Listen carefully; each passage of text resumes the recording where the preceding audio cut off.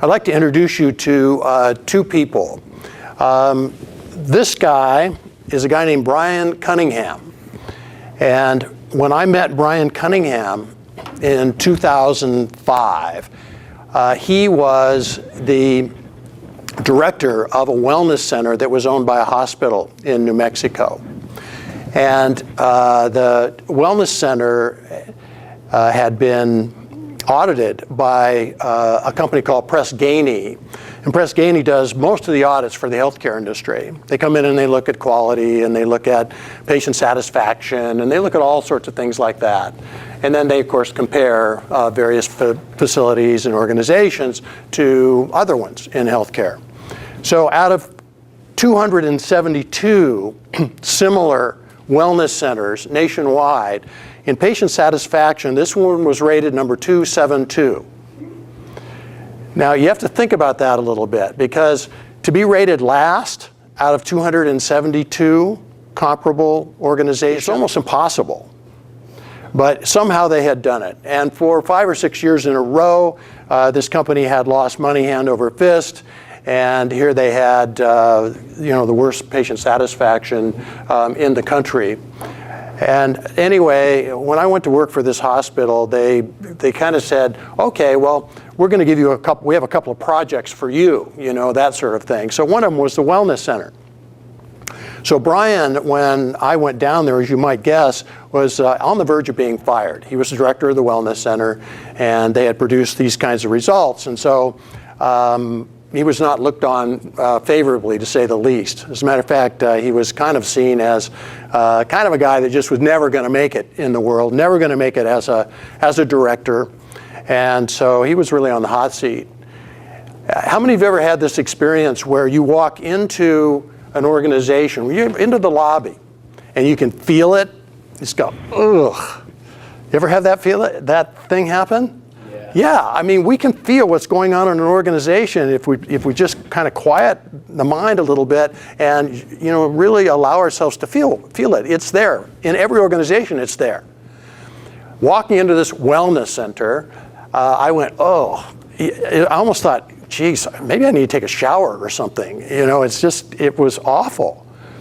And so I run into Brian. Of course, he's nervous. In comes, the consultant that he doesn't know anything about, but it sure can't be good news. And I said, look, Brian, we'll get the wellness center squared away. However, I think there's an opportunity for you if you are willing. And here's the opportunity. If you will learn what I'm willing to teach you over the time that we're here, I said, you can become a brilliant manager and a brilliant leader, and you would be prepared to be a CEO if you want to. And he went, can you imagine? Here he is. Are you kidding me? I said, but you're going to have to work your tail off to do that, because I'm only going to be here for a year or maybe 15 months, something like that. And so you're going to be on the fast track if you decide you want to do this. And so he said, of course, yeah. And he turned out to be a sponge. I mean, he just loved it. And so as we were fixing the wellness center and getting it working the way it was supposed to work, he was absorbing how we were doing it. And in 12 months, we took the wellness center from last to the 96th percentile in patient satisfaction, and we put $80,000 on the bottom line. It's the first time they'd made a nickel in 6 years. And so all of a sudden, Brian is looking like a superstar. And so I was leaving after 14 months, and I'd done a lot of other work in the hospital, and we had really good results in the other areas of the hospital. And so he said, well, what should I do? Now that I'm figured it out and I know how to do this stuff. I said, teach your peers. Go into the other departments and teach your peers. I said, you'll learn the most when you teach. And if you do that, you're going to move up in the organization. And so he did do that, and he did move up in the organization. Eventually, he became a vice president. And about the time that he became a vice president, the CEO, a guy named John Rosfeld, a really good guy that I had worked with there, he left, and they brought in a new guy. And the new guy had his own way of doing things, and he brought in, I think, 5 VPs that, were kind of followed him around wherever he went. And he didn't like the work that we had done, and so he started undoing it all. And as a matter of fact, it got so bad at one point that he banned the use of the name Dibble at the hospital. Because every time there was a problem, they'd say, well, David said this, or Dibble, they've got this tool, and well, anyway, he didn't like it. So I think probably felt kind of threatened by it all. In fiscal 2013, this is all public knowledge, so I'm not speaking in an undisciplined way here. Fiscal 2013, this is a hospital with $30 million in real revenue, lost $9 million.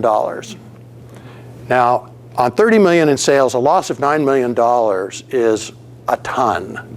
And for a hospital, it's ridiculous because they're kind of set up to be a little bit insulated from some of that sort of thing. But $9 million. So the board, which should have been fired first but wasn't, panicked. They fired the CEO, and they fired all his cronies that he had brought in, and the only one left in the C-suite was Brian. And so they made him the interim CEO. So we were talking, and he said, what do you think? I said, re-implement everything. He says, I don't even have people, I don't have anybody in the key positions and so forth. All the VPs left. I said, you've trained people. I said, the ones that you've trained, move them into the position. Don't worry about titles, and turn them loose and re-implement everything. And so I said, obviously, focus on cash flow first. Because you have to stop the bleeding when you're doing a turnaround, or else you never get an opportunity to complete the turnaround. So anyway, he did. In 11 months, he took, he's never been a CEO before. In 11 months, he took the hospital from a $9 million loss to a $1.1 million gain. I do not believe that's ever happened in the history of healthcare, ever. All he was doing was implementing this leadership and management model that we're going to talk about today, that I believe supersedes pretty much anything else that's ever been done before in the area of leadership and management.